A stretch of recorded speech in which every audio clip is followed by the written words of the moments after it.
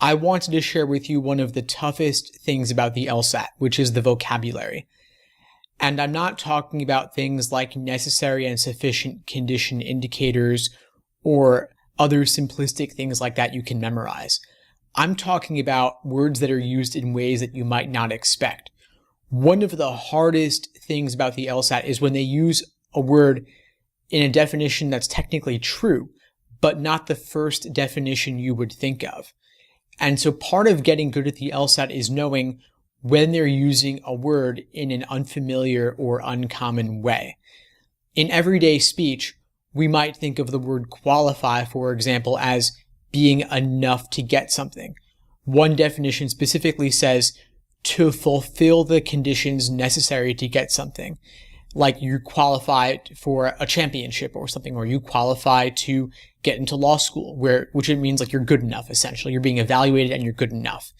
That's how we typically use the word qualify.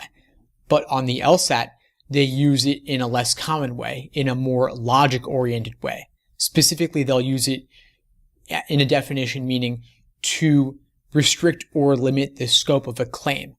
So, like, for example, everyone likes to eat plain cheese pizza would be an extreme claim. But if we qualify that claim and limit the scope of it, we could say everyone likes to eat cheese pizza except those who are lactose intolerant or those who are vegan. That's the way that LSAC would use the word qualify more often. And so if you're expecting it in the other way, like we say, I qualify to get a law school scholarship because I got a high LSAT score, that is the conventional usage, but that's not the formal logic usage. Same goes for the word consistent. We might think of the word consistent as being like occurring regularly or something like that. But on the LSAT, when something is logically consistent, it means it is not contradictory with. So these are the sorts of things that you really want to practice and you really want to get good at. So one thing I've looked to do is I've looked to create materials that help you break down LSAT vocabulary. I have some articles on my site about this. I also have a guide to this, which I call the LSAT Vocabulary Builder.